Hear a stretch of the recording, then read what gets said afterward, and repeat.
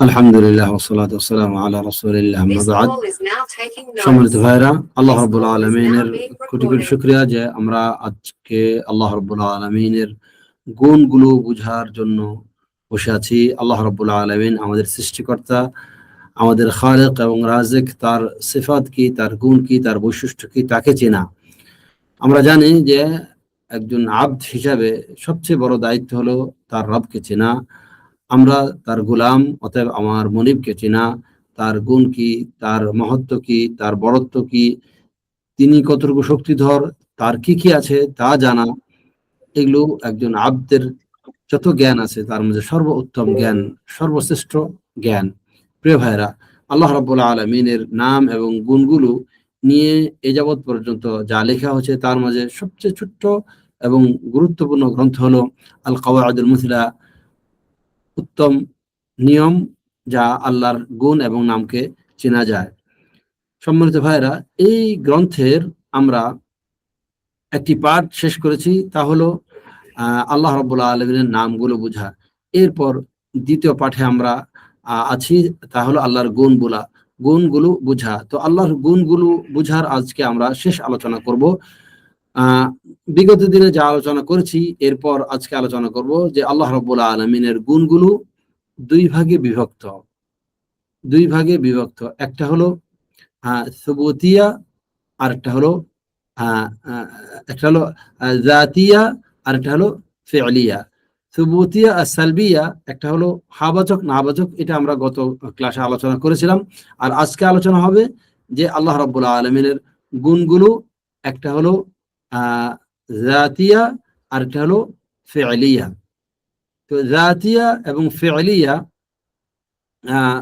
এই দুটো জিনিস আমাদেরকে বোঝা দরকার। জাতিয়া হলো যে গুণগুলো আল্লাহ রাব্বুল আলামিনের সাথে সর্বসময় আছে, সব সময় যে গুণগুলো আছে, এটা হলো জাতিয়া। আরেকটা হলো ফি'লিয়া, যা আল্লাহর কর্মের গুণ। তাহলে জাতিয়া মানে এমন বৈশিষ্ট্য যা আল্লাহ রাব্বুল আলামিন, সেই বৈশিষ্ট্যগুলো সবসময় থাকে, যেমন আল্লাহর ইলম, আল্লাহর জ্ঞান, আল্লাহর কুদরত, আল্লাহর শ্রবণ, আল্লাহর দৃষ্টি, আল্লাহর প্রজ্ঞা, আল্লাহর হিকমা, আল্লাহর সুউচ্চ হওয়া, আল্লাহর মহানত্ব। তো এই গুণগুলো হলো আল্লাহর জাতিয়া। তো এই গুণগুলো হলো আল্লাহর জাতিয়া, যা আল্লাহর জাতের সাথে সর্বসময় আছে, যেমন আল্লাহর ওয়াজহ, আল্লাহর ইয়াদাইন, আল্লাহর চক্ষু ইত্যাদি, যা তিনি বলেছেন। তো এগুলো হলো আল্লাহ রাব্বুল আলামিনের সিফা জাতিয়া, অর্থাৎ স্বতঃসিদ্ধ গুণাবলী। আরেকটা গুণ হলো আল্লাহর সিফা ফি'লিয়া, অর্থাৎ আল্লাহ রাব্বুল আলামিনের যেই গুণগুলো তার কর্মের উপর নির্ভরশীল, অর্থাৎ এই গুণগুলো আল্লাহ রাব্বুল আলামিন যখন চান তখন করেন, যখন সম্পূর্ণ করতে চান তখন তিনি করেন। যেমন আল ইস্তিওয়া আলাল আরশ, আল্লাহ আরশের উপরে আসা, আর নুজুল ইলা সামা'দ দুনিয়া, নিচের আকাশে অবতরণ করা। তো এগুলো হলো আল্লাহ রাব্বুল আলামিনের কর্মের গুণ বা কর্ম সম্পৃক্ত গুণ। তো আমরা যখন এইটা বলি যে আল্লাহ রাব্বুল আলামিন কোরআনে বলছেন সুম্মা ইস্তাওয়া আলাল আরশ, আল্লাহ রাব্বুল আলামিন এরপরে আরশে আসলেন, তখন অনেকেই হতবিহ্বল হয়ে যায়। তাহলে আল্লাহ রাব্বুল আলামিন আরশের আগে কোথায় ছিলেন? আরশে আসলেন। এরপর যদি বলে ওয়ানজুল রব্বুনা ইলা সামা'দ দুনিয়া, আমার প্রভু নিচের আসমানে অবতরণ করেন, তখন এরা বলে তাহলে আল্লাহ রাব্বুল আলামিন নিচের অবস্থান আসমানে অবতরণ করেন, তাহলে আরশে কে থাকলো? এই যে বেদাতীদের সন্দেহগুলো, বেদাতীদের যে ধারণাগুলো যে আল্লাহ আরশে গেলেন, তাহলে আরশে এর আগে আল্লাহ কোথায় ছিলেন? এরপরে আল্লাহ রাব্বুল আলামিন নিচের আসমানে যখন আসলেন, তাহলে তারা আসমানে আরশে কে থাকলো? তো এই যে সন্দেহগুলো, এগুলোর কারণ কি আমরা ভালো করে জানি। এগুলোর কারণ হলো যে যারা এই প্রশ্নগুলো করে, আল্লাহ রাব্বুল আলামিন, প্রথম উত্তর হচ্ছে আল্লাহ রাব্বুল আলামিন তার সম্পর্কে এই ওয়াহী তিনি করেছেন, আমাদেরকে জানিয়েছেন যে দেখো আমি নিচের আসমানে আসি। একজন বান্দা হিসেবে আল্লাহর এই খবরটা স্বীকার করে নেওয়া, এবং এই খবরের পরিপ্রেক্ষিতে যে কাজ হওয়া দরকার সেই কাজ করা।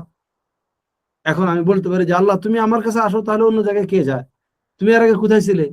এটা একজন আব্দ হিসেবে কখনোই প্রশ্ন করার ক্ষমতা রাখে না। দ্বিতীয়ত কথা হলো যে এই ধারণাগুলো আসার কারণ আমরা বহুবার বলেছি যে এই ধারণাগুলো আসার কারণ হলো যে আমরা বান্দারা আল্লাহকে মাখলুকের মতন মনে করি। মাখলুক একসাথে একাধিক কাজ করতে পারে না। মাখলুক যখন কোনো জায়গা থেকে অন্য জায়গায় যায় তখন সে জায়গা খালি হয়ে যায়। তো এই সব কিছুই ধারণা আসে মাখলুকের সাথে খালেককে এক মনে করে নাও এবং এর পরিপ্রেক্ষিতে খালেকের গুণগুলোকে বিভিন্ন রকম ভাবে রদ বদল করা, তাহরিফ করা। যারা এমনটি করেন তারা অনেক বড় গুনাহে লিপ্ত। প্রথমত যে তারা কোরআন এর স্পষ্ট আদেশ লঙ্ঘন করছেন। দ্বিতীয়ত যে তারা কোরআনকে নিজের আকল দিয়ে বোঝার দুঃসাহস করছেন। এর ফলে তারা কোরআনকে অস্বীকার করছেন এবং তারা এর ফলশ্রুতিতে তাদের যত আমল তা সব বরবাদ। কারণ তারা স্পষ্ট আল্লাহ রাব্বুল আলামিনের বিধানকে অস্বীকার করছেন। এই জন্য আলেমদের মাঝে এজমা আছে, যে ব্যক্তি বলবে যে আল্লাহ আরশে আছে কিনা আমি জানি না, সে কাফের। ইজমা এই মাসালা, কারণ স্পষ্ট আল্লাহ রাব্বুল আলামিন বলছেন যে আর রহমান আলা আরশে ইস্তাওয়া। এরপরে তাহলে যারা বলবে যে আল্লাহ আরশেও না, জমিনেও না, আল্লাহ ডানেও না, বামেও না, আল্লাহর দিক নির্ধারণ করবো না, তো এদের অবস্থা কি হবে? কিন্তু আমাদের যে বিষয় নিয়ে আমরা কথা বলছি, যে এই শ্রেণীর মানুষ যারা এখন পর্যন্ত বিভিন্ন রকমের আকলি, বিভিন্ন রকমের মস্তিষ্ক প্রসূত যুক্তি দ্বারা কোরআনের সহজ সরল অর্থকে বিকৃতি করার জন্য চেষ্টা করছেন, তাদের কর্ণকহর পর্যন্ত যেন আমাদের এই কথাগুলো পৌঁছে, তারা যেন নিজের বিবেককে না ব্যবহার করে কোরআন এবং সুন্নাহর দিকে নিরঙ্কুশ সারেন্ডার করেন। কারণ নেহায়াতে আকলুল নেহায়াতুল আকলে আল ইকালু, যে আকলের ব্যবহার করা হলো এর সর্বশেষ হলো কি ইকাল, অর্থাৎ সব কিছু থেকে সে বন্ধ হয়ে যাওয়া। তো প্রিয় ভাইরা, এই কথাগুলো তাদের পর্যন্ত পৌঁছানো হলো আমাদের উদ্দেশ্য, যে আকলকে ব্যবহার না করে শরীয়তের দিকে আসেন। তবে হ্যাঁ, শরীয়তের সমস্ত জিনিস হলো কি আকল দ্বারাও প্রমাণিত, কিন্তু সেই আকল হতে হবে সালিম, বিভিন্ন রকমের প্রশ্নের ঊর্ধ্বে। আল্লাহ রাব্বুল আলামিনের জাত যেমনটি ভাবে আমরা প্রশ্ন করতে পারি না যে আল্লাহ রাব্বুল আলামিনের জাত কেমন, অনুরূপভাবে আল্লাহর সিফাতও কেমন। আল্লাহ রাব্বুল আলামিনের জাত যেমন মাখলুকের সাথে মিলে না, আল্লাহর সিফাতও মাখলুকের সাথে মিলে না। এই জন্য আল্লাহ রাব্বুল আলামিন যা আমাদেরকে বলেছেন তা আমরা বিনা দ্বিধাতে মেনে নেই। এখানে অন্য কোনো আয়াতকে নিয়ে এসে সন্দেহ সৃষ্টি করা হলো সংশয়বাদীদের কাজ, যা আর উপনোদন, যা অন্তঃসার শূন্যতা বোঝার জন্য কোনো প্রকারের জ্ঞানের প্রয়োজন নাই। আকলে সালিম একজন সাধারণ মানুষ বুঝতে পারে। একটা মানুষকে যদি জিজ্ঞেস করেন যে আইন আল্লাহ, সে বলে দিতে পারবে, একটা হিন্দু বলে দিতে পারবে, এবং কি মাখলুকের মাঝে যে সমস্ত মানে বাহায়েম আছে, এরাও আল্লাহ রাব্বুল আলামিন যে উপরে আছে তাদের হরকত আমরা বুঝতে পারি। অতএব যে যারা বলবে আল্লাহ রাব্বুল আলামিনের বিভিন্ন রকমের অস্তিত্বের দলিল, যেমন করে বলা হয় যে মানুষকে বলা হয় যে এই সেই জুয়াইনি, তো এক বৃদ্ধ বললো যে কে সে জুয়াইনি? বললো যে সেই ব্যক্তি যে আল্লাহ রাব্বুল আলামিনের অস্তিত্বের উপর 1000 দলিল দিয়েছে। তো বৃদ্ধ বলে যে এটা কোনো কথা হলো? আল্লাহর অস্তিত্বের উপর 1000 দলিল লাগে? মানে এটা বোঝার জন্য কোনো দলিল প্রয়োজন নেই। তো এই হলো যারা আকল নিয়ে কাজ করে, তাদের আকলের অন্তঃসার শূন্যতা। তো প্রিয় ভাইরা, আমরা আলোচনা করলাম যে সিফা ফি'লিয়া এবং সিফা যাতিয়া নিয়ে। তো আল্লাহ রাব্বুল আলামিনের সিফা যে সমস্ত ফি'লিয়া আছে, সেগুলো হলো আল্লাহ রাব্বুল আলামিনের ইখতিয়ারিয়া, যখন তিনি চান তখন সেই সমস্ত কাজগুলোকে তিনি পূর্ণ করেন। তো আল্লাহ রাব্বুল আলামিনের সিফা জাতিয়ার ফি'লিয়া, সিফা ফি'লিয়ার মাঝে আছে ইয়াউমুল কিয়ামতে তিনি আসবেন, এরপর তিনি মাখলুকের সামনে বিচার ফায়সালা করবেন। আল্লাহ রাব্বুল আলামিনের সিফা ফি'লিয়া এবং জাতিয়া দুটাও আবার কিছু কিছু গুণে পাওয়া যায়। কিছু কিছু গুণ কেমন আছে যে আল্লাহ রাব্বুল আলামিনের কাছে সারাক্ষণ সেই গুণটা আছে এবং যখন চান তা প্রকাশ করেন, যেমন কালাম। তো এই কালাম আল্লাহর কথা বলা, এটা হলো কাদিমুন নাও হাদিসুল আহাদ, যে স্থায়ী গুণ এবং যখন চান তিনি তা প্রকাশ করেন। তো এই সমস্ত জটিল কথা কেন আমরা শুনছি? কারণ যে এই জিনিসগুলোকে ব্যবহার করে কালামিরা সর্বশেষ আল্লাহর কোরআনকে পর্যন্ত অস্বীকার করে। তারা বলে কোরআন হলো আল্লাহর মনের কথা, আল্লাহর বাণী না, মনের কথা। কেন তারা বলে? তারা বলে যে আল্লাহ রাব্বুল আলামিনকে যদি আমরা বলি যে আল্লাহ কথা বললেন, তাহলে কথা বলার আগে আল্লাহ কি ছিলেন? তারা বলে যে আল্লাহকে কথা বলা বোঝায়, তাহলে আল্লাহ হারাকা করছেন। আর যে জিনিস হারাকা করে, নড়াচড়া করে, সে যে একদিন একদিন স্থবির হয়ে যায়, সে একদিন নিঃশেষ হয়ে যায়। তার তো এই সমস্ত আজে বাজে কথা তারা বলে আল্লাহ রাব্বুল আলামিনের কথার গুণকে পর্যন্ত তারা অস্বীকার করে। তাহলে আমরা বলবো যে আল্লাহর কথা বলা হলো কাদিমুন নাও, মানে সবসময় আল্লাহ কথা বলতে পারেন। আর হাদিসুল আহাদ, যখন আল্লাহ চান, যার সাথে আল্লাহ চান তখন কথা বলেন। তো বেদাতীরা এইগুলো পর্যন্ত তারা তাহরিফ করে, এইগুলোতে তারা পর্যন্ত উল্টাপাল্টা করছে এবং হাজার বছরের এর প্রমাণ আছে। তারা যখন বলে কাল্লামাল্লাহু মূসা তাকলিমা, যে মূসা কথা বলেছেন, তখন এই আয়াতকেও তারা বিকৃত করে, বিভিন্নভাবে বিকৃত করে, যে কাল্লামা মানে আঘাত করা। তো এইগুলো আর মানে আর জটিল কথা যাচ্ছি না। তো এইভাবে তারা যে অন্তঃসার শূন্য এবং বুদ্ধিকে, নিজের বিবেককে, এর চেয়ে বড় কথা হলো যে ইউনানি ফালসাফা এবং দর্শনকে নিয়ে এসে তারা নিজের বিভ্রান্ত হয় এবং মানুষদেরকেও বিভ্রান্ত করে। এখন এই বেদাতীদেরকে যদি বলা হয় যে যখন আমরা বলি যে আল্লাহ কোরআনে এই সমস্ত কথা বলেছেন, তখন তোমরা যে এই আয়াতগুলোকে বিকৃত করো, তাহলে তোমরাই এখন আমাদেরকে বোঝাও যে আল্লাহ রাব্বুল আলামিনের কোন গুণগুলোকে আমরা স্বীকার করব আর কোন গুণগুলোকে আমরা স্বীকার করব না। সোজা কথা, যে তোমরা যখন বলো যে আল্লাহ আরশে আছে, এটা বলা যাবে না, এখানে অনেক কথা আছে, এটা অনেক আছে। আল্লাহ বলছেন নিচের আসমানে নুজুল করেন, এখানে একটা কথা আছে, ব্যাখ্যা আছে। তো আমি বলো যে এখন তাদেরকে প্রশ্ন করতে হবে যে ভাই আমাকে বুঝাও যে কোন গুণগুলোকে ব্যাখ্যা ছাড়া মানবো আর কোন গুণগুলোকে ব্যাখ্যা দিয়ে মানবো, এর একটা লিস্ট আমাদের কাছে তৈরি করে দাও। বলে দাও যে এটা মানা যাবে না, এটা মানা যাবে, যেহেতু তোমরা বলতেছো।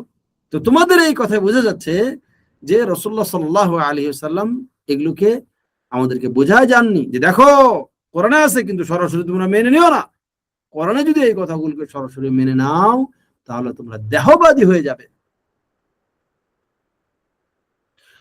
রাসূলুল্লাহ আমাদেরকে বলে যান নাই যে দেখো এই গুণগুলোকে কিন্তু তোমরা, যেমন এরা কোন সময় 8টা গুণকে, কোন সময় 7টা গুণকে বলে, যে এই গুণগুলোকে তোমরা কোনো ব্যাখ্যা ছাড়া মেনে নিও, কিছু রাসূলুল্লাহ বলে দেন নাই।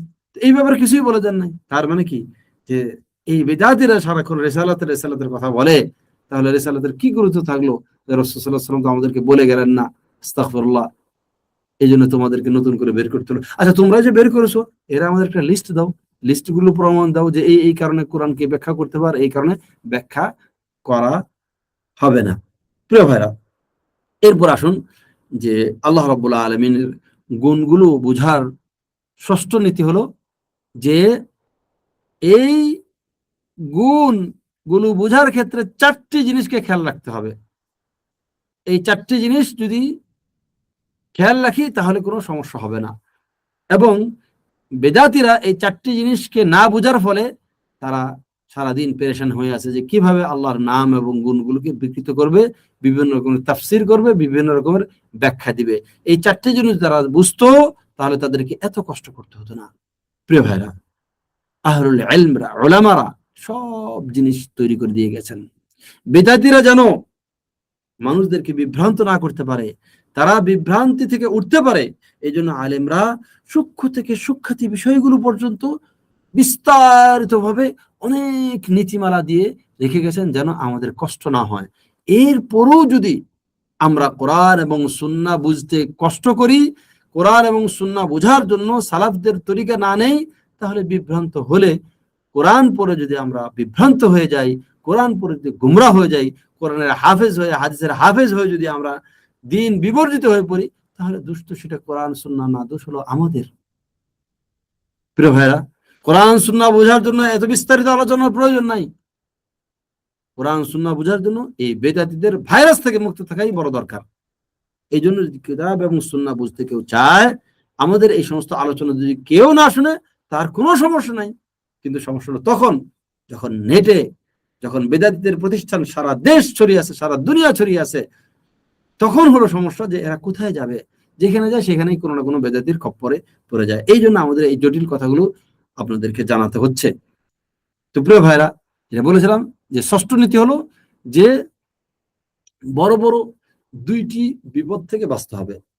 সেটা কি? এক, তামসিল অর্থাৎ তুলনা করা, আর দ্বিতীয় হলো তাকিফ অর্থাৎ প্রকৃতি নির্ধারণ করা। এই দুইটি জিনিস থেকে আল্লাহ রাব্বুল আলামিনকে হেফাজত করতে হবে। যখন কোন সিফাতকে সাবিত করব, তখন এই দুইটি জিনিস আমার হচ্ছে কিনা সেটাকে খেয়াল রাখবেন।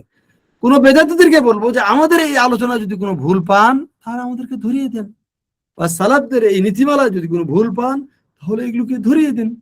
আল্লাহ রাব্বুল আলামিন বলছেন যে লাইসা কামিসলিহি শাই, অর্থাৎ আল্লাহ রাব্বুল আলামিনের সিফাত যখন সাবিত করবে, তখন কোনো তুলনা করবে না।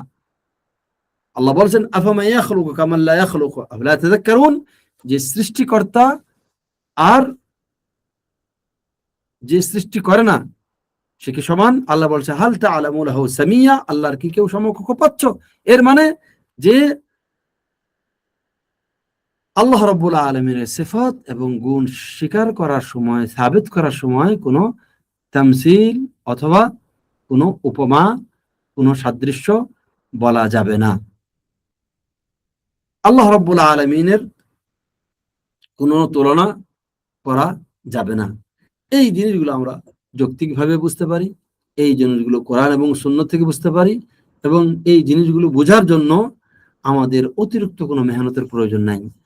যে আল্লাহর কোনো মিসাল হতে পারে না, আল্লাহর কোনো তাসবিহ হতে পারে না, আল্লাহ রাব্বুল আলামিনের জাতের কোনো মিসাল নাই। আল্লাহর সত্তা কেমন আমরা জানি না, তাহলে আল্লাহর সিফা কেমন, কার মতন, কার মতন,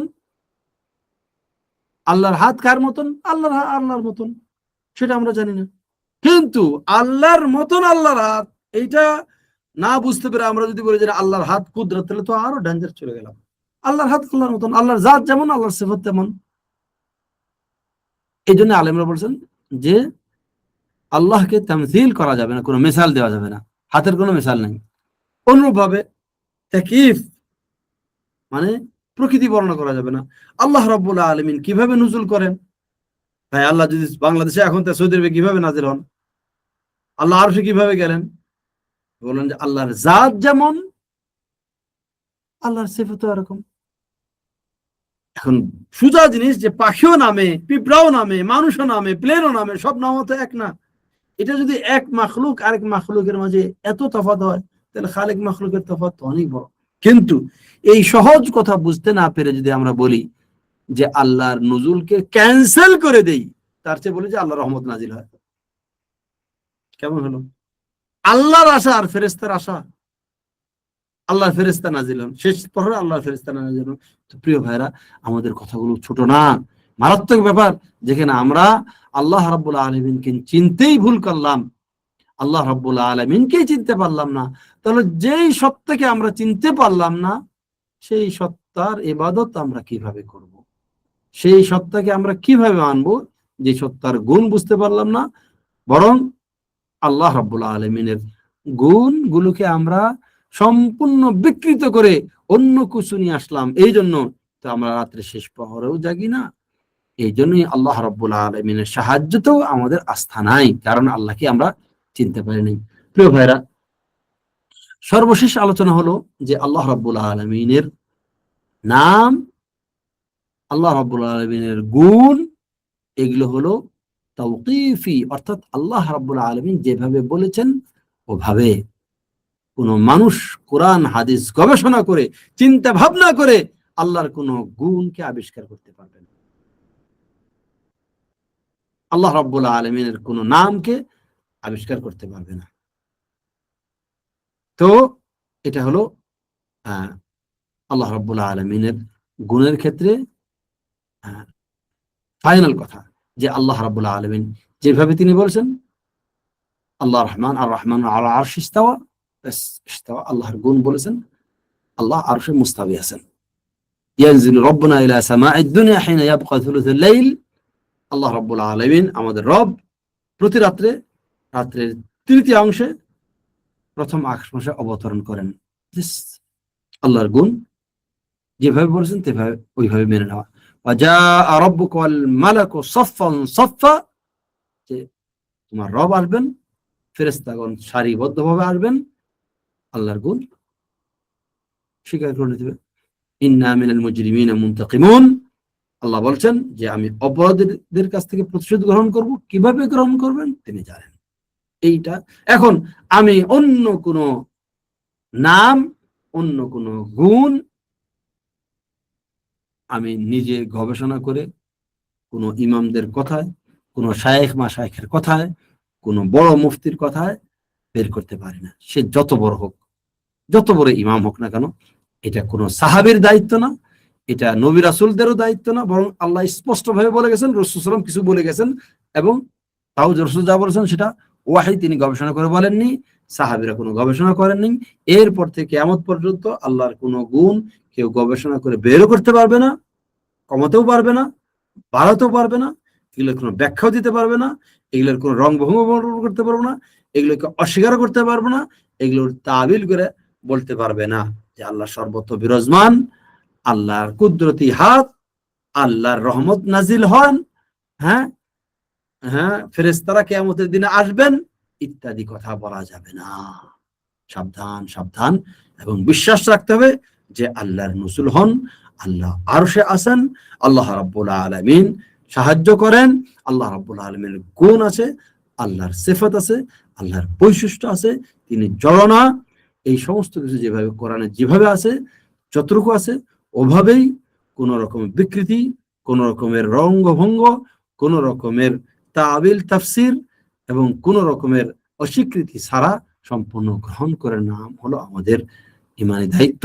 এবং সেই গুণ এবং নামের ভিত্তিতে আল্লাহ রাব্বুল আলামিনের দেওয়া আদেশ পালন করা, নামাজ পড়া সেই নাম এবং গুণগুলোর ভিত্তিতে, রোজা রাখা আল্লাহর নাম এবং গুণের ভিত্তিতে, হজ যাকাত জিহাদ করা আল্লাহর নাম এবং গুণের ভিত্তিতে। অতএব আমাদের আলোচনাটা শুধুমাত্র মানে একটি লজিক্যাল আলোচনা না, বরং ইবাদতের প্রত্যেকটা ক্ষেত্রে, প্রত্যেকটা মুহূর্তে মুহূর্তে এই গুণগুলোকে স্মরণ করা এবং সেই অনুযায়ী জীবন চলার নাম হলো ইসলাম। ওয়া সাল্লাল্লাহু আলা নাবিয়িনা মুহাম্মাদ ওয়া আলা আলিহি ওয়া সাহবিহি আজমাইন। সুবহানাকা আল্লাহুম্মা ওয়া বিহামদিকা আশহাদু আন লা ইলাহা ইল্লা আনতা আস্তাগফিরুকা ওয়া আতুবু ইলাইক। ওয়া সাল্লাল্লাহু আলা নাবিয়িনা মুহাম্মাদ ওয়া আলা আলিহি ওয়া সাহবিহি আজমাইন।